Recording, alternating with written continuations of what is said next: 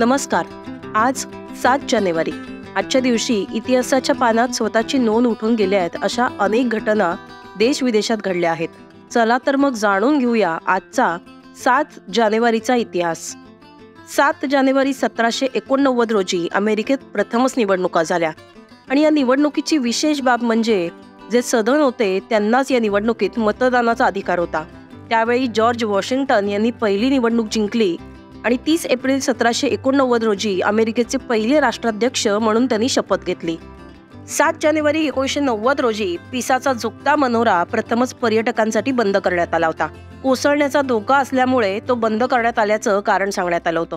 त्यानंतर 2001 मध्ये तो पुन्हा पर्यटकांसाठी खुला करण्यात आला.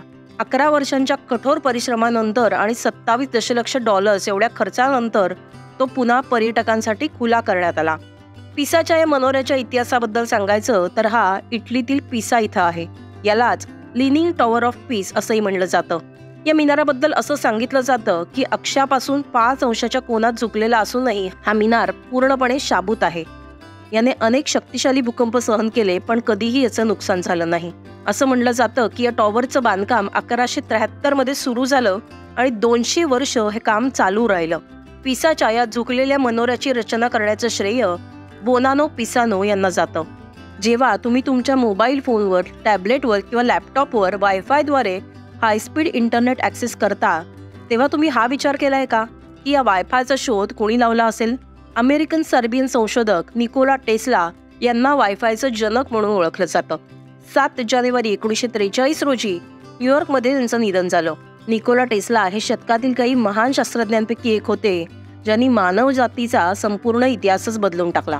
गणितातील सर्वात कठीण प्रश्नही ते मनातल्या मनात सहज सोडवू शकत होते.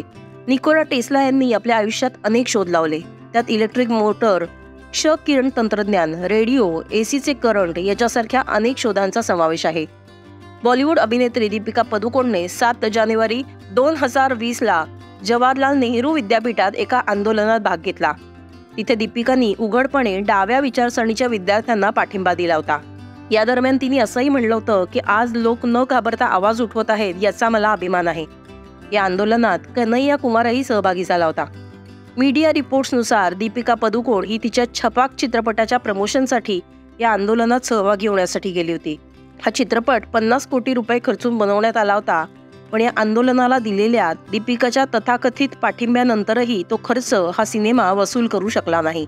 7 जानेवारी 1981 रोजी भारतीय बुद्धिबळ ग्रँडमास्टर कृष्णन शशिकिरण यांचा जन्म चेन्नई इथं झाला. शशिकिरण यांनी 2000 साली राष्ट्रकुल चॅम्पियनशिपमध्ये ग्रँडमास्टरचा किताब पटकावला होता. तर 2001 मध्ये त्यांनी प्रतिष्ठित हेस्टिंग्स आंतरराष्ट्रीय बुद्धिबळ स्पर्धा जिंकली. त्याचवेळी शशिकिरण यांनी 2020-21 मध्ये बुद्धिबळातलं रिल्टन विनर कप विजेतेपद जिंकलं.